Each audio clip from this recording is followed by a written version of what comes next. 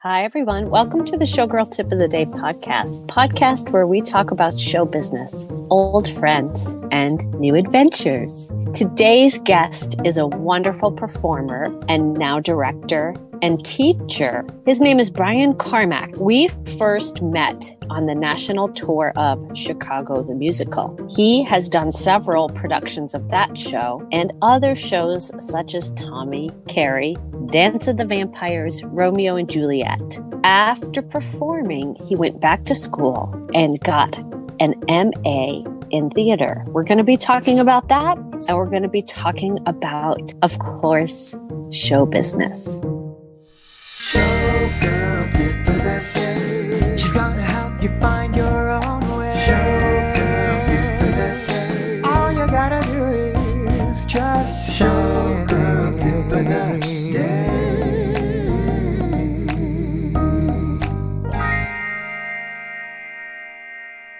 I want to welcome my special guest today to the podcast, Brian Carmack. How are you? So you live in California now. How is California? It's California. The weather's good. The people are good. My family's good. I'm here with my family mostly because most of my friends are abroad, as you might know. Yes. And, my father has moved in this year, so that's been an adjustment, but a healthy one, a good one for him. He's very happy. And excellent. Yeah, and I'm working at the college, which we'll get into, I guess, maybe. And and everything's going well. So usually I start an interview where I talk about the beginning of someone's career and move on. Right. But this interview, I want to talk about what led you to go to school, get your advanced degree. So, and then we can work back towards Vienna. And we met on the national tour of Chicago, the musical. Yeah. Yeah. So it's been quite a journey for you. So let's talk about the University of Santa Cruz. Yes, well to do. Absolutely. I spent 3 years studying after going to community college, which I don't know where we want to start exactly, but if you want to start in Santa Cruz, that was after a long stint in community college trying to find my path again, because I had sort of left theater for a minute and was futzing around in other courses and other areas of study. And then in 2014, I had a trip back to Europe that reunited me with my theater family. And I thought, what am I doing? Why am I not where I belong, which is in the theater? And so I went back to college in 2014, and I went into a program of study strictly with the theater department. And in a couple of years, finished that AA degree into an area of study at UC Santa Cruz in the theater department, where I spent 3 years there, 2 to do my undergrad work that I never did when I was 18 because I was working already. So I was out in the field at that age. And so I went back and got my bachelor's degree. And then directly following that, I decided that I needed to take another step forward, which would be a master's or an MFA. And I auditioned for a couple MFA programs. And unfortunately, as is the case in some cases, I was not accepted to these programs. And so I applied at UC Santa Cruz for their master's program, which was a 1-year deal, which was great because I was sort of like, I'm at an age where I sort of want to get in, get it done, get out, and start my new chapter. So that's what I did. I spent a year in the master's program at UC Santa Cruz. Really great program, really great instructors. I had a really beneficial, wonderful experience. I was the first time in my life a teacher's aide, which was a whole new thing to experience, but having been in the theater and dance captain and those types of things, teaching was not foreign to me. Yeah, I did the 1-year master's program and finished last June. So June 2020, I finished my master's degree. And luckily through my networking at the college here where I live in Gilroy, California, I had already had a job offer that if and when I had completed that degree, that I could come back to the college and immediately get some employment. I love that. Mm-hmm. Question, did you get any credits from your vast performing experience? Well, I'll tell you how that happened. It did not transfer over to my college credits, but there was a lot of awe from, say, teachers and fellow students and stuff that couldn't believe that after I had had such a career and such a life previous to being back in school, that were just kind of like, who are you and what are you doing here and why? And, so they're full of questions too, but none of the none of the performing credits transferred into college credits. However, I am in the middle of negotiating monies at this point. And what that does for me is puts me in a good position because I have what's known as equivalency with all of my performing credits and experience there. So that'll probably help me in my negotiations moving forward. That's really good because I feel like, well, a lot of performers didn't go to school because, especially if you're a dancer, the peak ages are sometimes during your college years when most Americans go to university. It's an interesting thing. I think that the experience has value because you chose to perform first instead of going to school and then starting your performing career. I was curious to see if you got any sort of recognition for that. Only the recognition of my peers that, it was impressive that I had done, when I said the word cats, everybody was like, what? And it just at that level, because I'm going to school with people that are in their early 20s. Yeah. And so you say something like a Broadway book show, and they just can't believe, that you've already been there and are back in studying land, so to speak. But yeah, it was an interesting road. Let's talk just a little bit about your performing life, because you and I met in the United States, but we both have a love of Europe. How long did you live over there? Well, I'll tell you, the first time that I went to Europe to live in Vienna, Austria, was when I was cast in the musical Cats, and that was in 1989. The summer of 1989 was my first experience going over to Vienna, and that led me to a lengthy stay. And then I sort of had this relationship where I would flip-flop back and forth between New York and Vienna, depending on the employment, because I often booked contracts in Vienna because I developed a relationship there and they liked me at the time. And so I was able to get job after job after job, which kept me there. But in the meantime, when there was nothing going on or I was in between contracts, I would run home to my New York apartment and spend about 3 months or 4 months in New York with my friends and my roommate, sort of enjoy the city again and get back into that energy. And then I would be back on a plane to Europe before I knew it, because the work was there for me. Did you like the productions? Did you like the lifestyle? Did you like the people? I have so many students who ask me about Europe. Mm-hmm. So I'm really glad that we connected, because you're one of the ones that I know, you're one of the performers that has an extensive European career. Yeah. Well, it's funny, some people don't know how to, I guess it's where your value system lies. And I had just come off of a Broadway stint doing Starlight Express back in the 1980s on roller skates, which if anyone can remember back that far, but for those who may not have that sort of longevity in the career, that was a Broadway show that was done completely on roller skates. And I had just come off of that show when I was 21 years old. And then I ran into the Cats audition, and it was in Vienna. And I thought, what an exotic experience that could be. And as soon as I booked that job, I knew that I wanted to take advantage of that opportunity, because I had a dream of going to Europe as a senior in high school to France with the French club that I was never able to complete or take part in because I started working at that age. Like I said, it just depends on where your values lie. I wasn't looking for that Broadway-based, New York only, United States only career. I was looking for the experience of having that European new experience in my life. So off I went, and I just fell in love. I mean, if you have a love for Europe, so you can appreciate what I'm talking about, the extensive experiences that you come across there, and the people, the mixture of languages, the intercultural experience that you get from being over there. And then learning a new language was a big part of my experience. I didn't speak a second language before moving there, and I didn't speak a word of German before I was cast. So that was part of my experience, was to go to school and get that under my belt so that I could be in a place where I understood and was able to communicate with the people. And those first shows that I did over the first few years in Europe were all in German.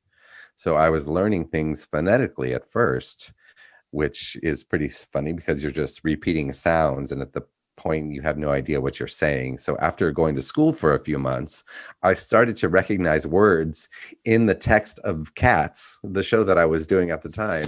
I was like, oh, I know that word now because I've learned it in school. I love it.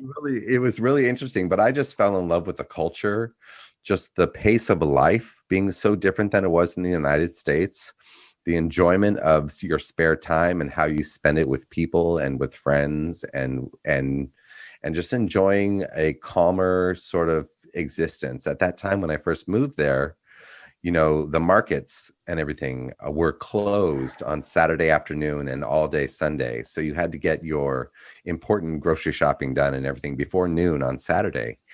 And that since has changed now. But in the beginning, back in 1989, when I first arrived, that was the culture. And so you had this time to appreciate quiet time. And you had days where there was nothing happening other than to either spend time alone, spend time with your friends, reading a book, whatever it was. And that was just built into their culture. And I really grew to appreciate that. So I fell in love with the place immediately. I appreciated that too. And I would look around at a park and see a family sitting there on the ground having a picnic. And I would see people taking walks together. I feel it's unfortunate that people over there don't do that anymore, because slower is not necessarily not as good. I appreciated the slow down pace too, because when I went over there, I was running around, you know what the hustle is, taking class, going to auditions, working a survival job. Mm-hmm. And then to get there and to be appreciated as an artist, that was pretty incredible. And at that time, the musical theater scene in Europe, Germany and Austria specifically, because that's where I was closest to and that's where I was working, was really starting to blossom and explode. And there were musical theater training schools popping up all over the place. And one of the most renowned schools in Austria was called Theater an der Wien. And that was also a name of the theater there. But they had a school where they were, training and developing new talent for the musical scene that was really starting to come into its own at that time. So I was part of that movement as well, just to watch musicals become a main thing in Europe at that time, where they were starting to do book shows and all that kind of stuff. Is it my understanding that the book shows aren't really happening so much anymore? Well, you know what they do, at least, and I can speak mainly from my perspective of living and working in Vienna for such a long time. In the 80s and 90s, they started to bring over shows, book shows from America, like, Cats was opened in 1983 in Vienna. They brought over shows like Les Mis. We did Kiss of the Spider Woman there in the early 90s. And so they were bringing over the book shows from America or London or wherever they had originated from. And then what started to happen in the scene is they started to take more risks, and they started developing new pieces and original works and stuff like that. So I had the opportunity, being well networked there, to take part in some of these world productions that were done for the first time, the world premiere productions of some of the shows. I just felt like they decided to branch out and do some of their own material. Does that include Dance of the Vampires? It does. That was one of the first production was in Vienna, which I was a part of, was with Roman Polanski at that time. And he was the director, and it was kind of like interesting to be working with Roman Polanski, having heard about his reputation in the United States and everything. But Dance of the Vampires was originally produced in Vienna, Austria in the 90s, somewhere around 96, I would say 97. What's your favorite show that you've ever done? Oh, wow. You know that's a hard question to answer. I have to, I do have to say it was probably Cats. Of all the productions I've been a part of, which I have loved so many of them, and because the experiences are so varied. But Cats was my first big leading role. I played the Rum Tum Tugger. It was the first time that I had that responsibility in a production outside of a college production or a high school production, that type of thing. So, and then I did that show in Vienna for a year. And then I was cast in the original Zurich company in Switzerland in the same part. And I did that show for a little over a year as well. So it's sort of like where my heart landed, because it's where I first, had the experience of my life changing so much. If you had any advice to give to your former self, what would you say? What would you tell young Brian? I would tell young Brian, and I speak to young Brian, but I speak to Brian when he's about 29, 30 years old. I say, enjoy what you have, because it's not guaranteed. There's a lot at stake in this business. Like you said, in some of your podcasts that I was listening to, you talked about networking and about how your work ethic and how your relationships and how your reputation and how all these things play a factor. And though I never suffered any serious consequences, I felt like sometimes I could have been more on the ball a little bit about how I handled things personally in my private life, as opposed to my professional career. I was somehow able to manage everything professionally very well, when in times in my personal life, things were a little bit stormy. Yeah. And that's another thing too. It's that oftentimes, especially on a tour or when you're away, you live and work with the same group of people, and you often socialize with them too. You can be as private as you can be, but yet a lot of people tend to know things about you just because of the amount of time that they spend with you. If I had to talk to myself, I think I would have said to myself, like, don't date anybody that you work with. Like, no. Hindsight is 2020. When all you're doing is you living in the theater, who else are you seeing, right? Yes. So it's all good. And you know what? I'm sure that given the chance to do it all over again, would we really change anything? I can't say that I would. The times that I had, even in turbulent times, I was enjoying life. I loved my career. Things were going well. And I had a good friend.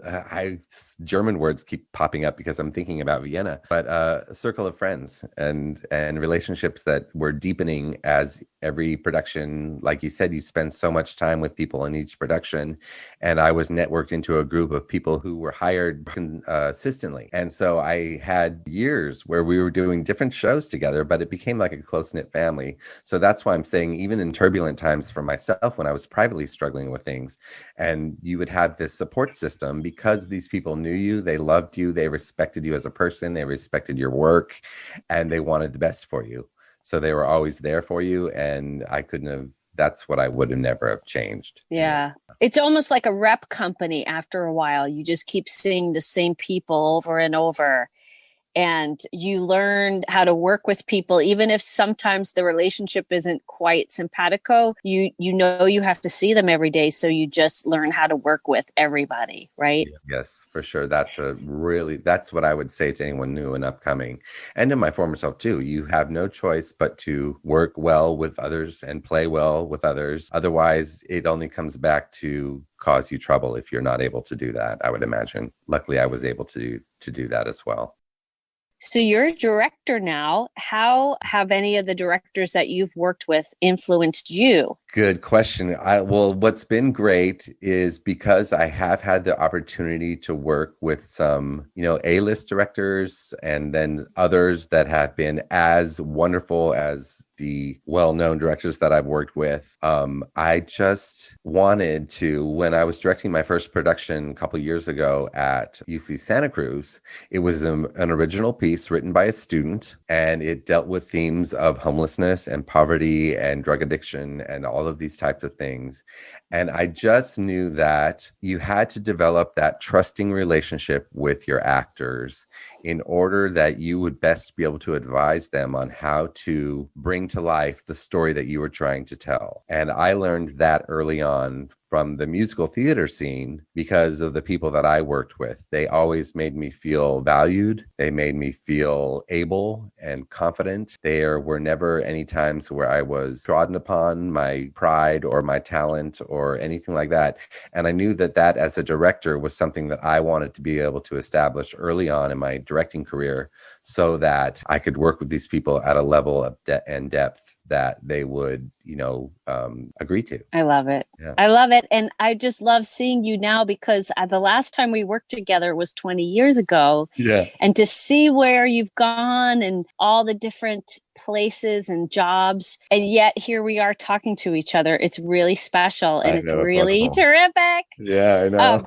Part of the reason I wanted to do this podcast is because I get constantly asked by my students, tell us about this, tell us about this. And as you know, in a dance class, we're supposed to be dancing. So I wanted to offer something else to the world where I can tell our stories and my friends can tell their stories. Do you have any special on stage memory? Were you in the company of Chicago the night that Vicki Lewis tripped during Cell Block Tango? Were you were you there that night? Well, I was there for the entirety of Vicky's stay, at least on the national tour. Later, she went on to Broadway and those things. But in the national tour, I was part of that company, but I was probably off stage doing my own thing at that point. I do not remember that happening. However, I do remember, the entire time with Vicki Lewis being Velma in our company when we played together. Yeah. Well, that was a time where it was a Sunday night and I was in my dressing room because I was the swing in that company and I was packing up and she fell on one of those cane chairs. Oh dear. And they had to close during, the end of Cell Block Tango when they're singing, he had it coming. Yeah. And she tripped and I heard in the dressing room, the speaker was on, I heard a big thud. And then I heard silence. And then I heard my name being called over the intercom. Sharon Moore was playing Liz and they moved her into Velma and they moved me into Liz. 5 minutes later, I'm on stage singing We Want Billy. Yes, as it happens, right? Isn't that just par for the course? It's just par for the course as a swing, isn't it? Oh my God. Oh yes. Oh yes. Has any, like Starlight Express, you might have some stories about wipeouts. Oh my goodness. For sure. That show, I saw something and I did not watch it in its entirety, but there was something on Facebook a couple of months ago. And it was saying that Starlight Express is now viewed as the most dangerous musical that had ever been produced. And that's a true thing because you can talk to people from different companies. There were companies in not only New York, but on national tour in Japan, in Germany, where it's still running today. But that's all you hear about is the incredible wipeouts and how the injuries and stuff like that. I do have a story about being, a young lad in his first and only, I will have to clarify that, Broadway show, where I was skating around the audience, and because the audience was enclosed inside of a track there, and I was leading a little train of women behind me, and I tripped and I fell off the stage into the second row of people in my roller skates and had to just keep up my French character because I played Bubba the French Train and at the same time trying to save face. The show must go on, and so your immediate response to something is to get up. Just like when you fall in real life, your whole thing is to get up. And so I just found my way back to the stage, apologized to the people the best I could, and kept going with the show. But that was a moment of embarrassment that I've never felt on stage before, And those skates are heavy too. I can imagine somebody getting a skate in the lap or the leg or something. Exactly. That was my concern, is like those things will bruise you heavily. And the costumes were also heavy, but luckily our bodies were in such shape that you were able to lift those 40-pound costumes around and just survive. But that's another question that I love that story. Yeah. Being in shape, because we often, when I'm teaching, I tell the students, it's not about being skinny or being a certain size. It's about, can your body handle, like you said, a 40-pound costume? And can you handle not just 8 performances a week, but 8 performances at a certain level? Yeah. Like you don't want the performances to deteriorate as the week goes on. You have to maintain a certain standard of excellence.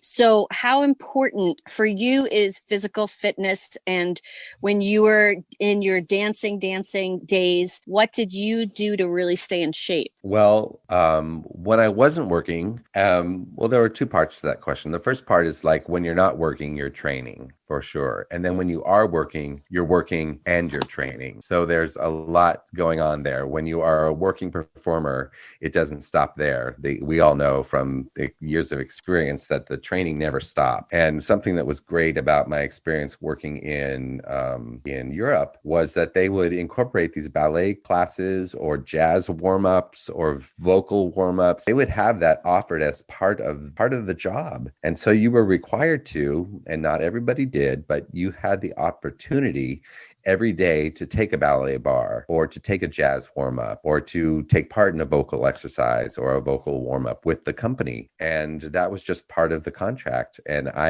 that's a great thing because I didn't have to go out, and I didn't, most of the time did not. I went to the gym because in those days as a dancer, you want to stay in your best shape. And a lot of boys and women, take part in some sort of physical activity at a gym, lifting weights, doing cardio, doing Pilates, whatever it might be. But that was offered then. And that really kept me in line while I was performing abroad and stuff. And then say like on national tour, when we were doing Chicago together, there was a group of boys that we'd run to the gym every day and do our workout, because your body had to look a certain way to be in those costumes. But as far as physical fitness today, like I'll have to say as an adult male, a matured adult male now, I have allowed myself that 15 pounds that, that gets on your body when you're no longer as active as you were. And you're no longer, I don't consider myself a dancer anymore. I have to look at that as a different time in my life. And so you have to sort of accept with what comes with that, becoming more what I might call pedestrian looking. I don't have that waistline. I don't have those biceps. I don't have those legs that I used to have as a dancer and stuff. But I do like to stay in a healthy mindset. And I do like to keep my body in a weight range that I can accept as somebody who comes from a field of vanity. And you have to learn to accept growing older. You have to accept what comes with that. But then I also believe it's our responsibility and our desire to remain as fit as we possibly can in whatever we're doing. Also, just letting go of perfectionism that we used to have, because I feel lucky to be here when so many of our friends are not anymore. So yeah. I feel like it's okay to get older, just do it with style, do it with grace, but for me too, with my face, some lines are coming in around the eyes and I'm like, it's okay. Like you could get the squirt, but yeah, right. What, you're not fooling anybody, Michelle, no, exactly. And and you earn those lines, and it's okay. But we have always been perfectionists because we wanted to be the best, or we wanted to be the best we could be. And even in a ballet class, you don't just do a tendu, you really stretch your foot to the maximum. So letting go of it's vanity, but it's also just like when you're used to that kind of appearance, you want to hold on to that. Yeah. And it's okay. It's all part of life, yeah. But we are still, we're still performing artists, even if we have a few extra pounds, and that's, yeah. It's okay. Yeah. You move on and you have to embrace it. Like you said, sometimes I see pounds on my face where I used to have cheekbones, or I see, things like that. And you just have to embrace it and move on and become that what you are. We were 20 something at one point, and those bodies at 30 something were still looking pretty good and everything. And I probably had to start accepting, I stopped dancing in my early mid 40s. And, and then that changed my body. And I had to sort of go, at first I was really reluctant to accept it. I didn't know how to be that because I had never been that. I was always in shape, but it's just part of it. And now I'm an actor. If I have the opportunity to act, I'm not going to be cast as in those roles that I was at that age. I played, I had the luck to play Lord Capulet in a production of Romeo and Juliet, which was really an honor, but that only came because I was the right age. I was the right type. I looked a certain way. Those 10 or 15 pounds that I had put on since my 20s didn't matter because they were casting somebody of my type, age range, and all those things. So I've learned to just embrace the aging. I don't have it. I don't hold a grudge against getting older. It certainly brought me, like, I'm a lot wiser than I was when I was 25 or 30 even. And I appreciate that. And I think that's something that we can hold on to as maturing performing artists. Well said. Do you have any goals for this year? Which I know in the pandemic, it's kind of hard to make goals, but do you have anything you really want to accomplish in the near future? Yes. The thing that what's my big challenge coming up in the next month here is that now that I have my degrees in place and I have employment lined up, that I will be actually the instructor of my first acting class by myself. So I'm hoping, and what's really funny is I was telling my father, I said, it's just a natural thing to sort of get these nerves about something you have not yet experienced or have not yet stepped into, that you might get nervous about it or feel a little bit insecure. And then I look back and I'm like, no, you've done this for years. You've just done it in a different capacity. And so my big goal is to step into this new role as the instructor. If they want to call me Professor Carmack, I'll laugh, but who'd have thunk, but is to do it successfully and well. And I think that I will, because I have the past experience of my performing career. And then I have the experience of having led, classes last year while I was studying in graduate school and stuff like that. And so that's really my goal, is to give these new actors who I'm going to be in charge of or responsible for something that they can take away of value, because that's what I was given during all those years in my career. I have a lot of experience in different areas, and I think that I have a lot to share. And so I'm hoping that they'll take away something of value from my instruction and the experience they'll have with me as their instructor. I think they are lucky to have you. Thank you. How nice for them to go out in the world, being taught by you, getting basics of acting and the craft instilled in them by you. That's kind of thrilling, and then your story goes on through all these new people. Yeah. Isn't that amazing? Because isn't it just how it happens? I mean, think of all the wonderful things and wonderful people that we've worked with, that you've worked with in your career. You had that wonderful experience that you talked about in your podcast with Bayard Lee. And then we both had that wonderful, and,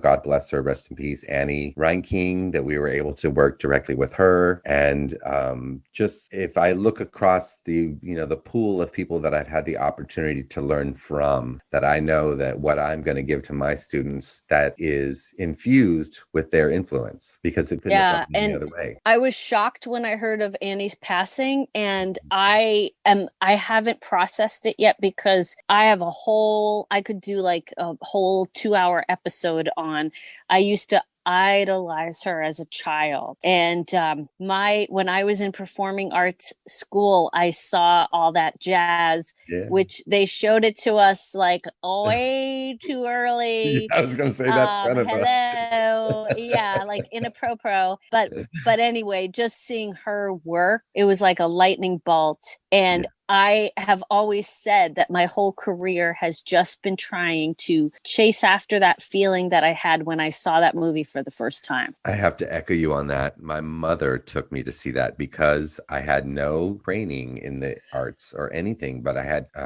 sang in the choir in high school. And when that movie came out, for some reason, I knew that I had to see it. And I didn't know why. I just saw the TV advertisements, and I told my mom, we have to go see that. But I believe it was rated R. It wasn't kidding around. And so my mother took me to see it.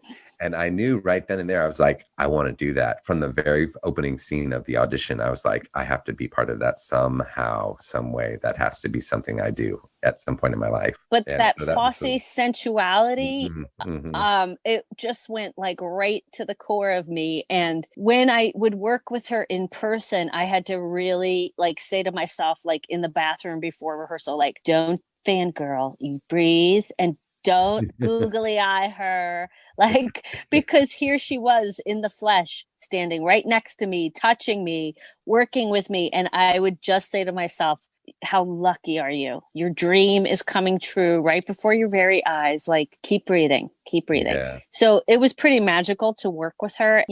There's so much I could say.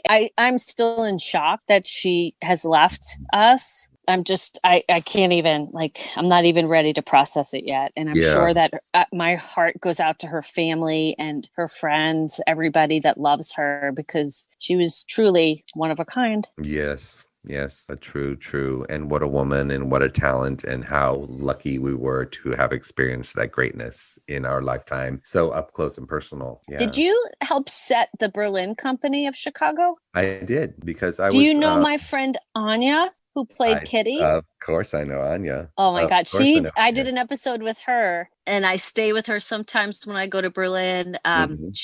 She's crushing the film and TV scene. I know. Over there. I see her posts on Facebook all the time, and I'm like, how wonderful for her that she went from that theater stage musical career directly crossing over into TV and film, and what a type she is, and what a beauty she is, and all of those things that she always has been. Now she's able to do it in another way. That's amazing. Yeah. And I've learned a lot over the past few years about work ethic from her. And it's funny too, I don't think I talked about this when I was on her podcast episode, but when I stood in the doorway at Teatro des Westens, because I had finished my a chorus line European tour, I started rehearsals 2 weeks late for Damn Yankees. And they allowed that when I got hired. I explained that I still was under contract for chorus line, and they said it's okay. But I stood in the doorway during rehearsal, and she looked at me and she motioned with her hand to come sit with her. And I didn't know her. And I just was like, oh, how nice that is to have someone do that. Like, you're the new girl. Yeah. And they say, come sit over here. So she's an amazing girl, lady. Yeah. I forget a woman that we're at this point, right? I know we're all grown up. I forget that happened. We're not. Well, I hope that you get to come back. Will you come back on this podcast? Absolutely. I'm willing to talk about anything. It's been a joy, and it's so good to see you. And what a great thing. You know, we have to thank Facebook, and we have to thank all this technology that 20 years later we can find each other and go, hey, let's catch up. And I've watched you along the way here, and I'm so proud of you for developing this, because that's a brave thing to do, and it's creative, and it gives you such an opportunity to just voice your creativity and share experiences, because a lot of us have really, really important, good stories to tell, which other people can enjoy and benefit from. So I thank you for bringing me on, and I will do this again anytime. The stories to me are the most fun. Yeah. The stories, the jobs are great, but the people that you meet and the stories, to me, make every 6 o'clock morning that you stand outside for 2 hours worth it. Yes, I know. It's that you got to encourage the young ones. It's well worth the struggle, because the reward is just that. It's such a reward. And so all of that work that you put into it, and those early mornings and those classes and all of that stuff and all the time and all the energy and everything, it's worth it, because you experience something very, very magical.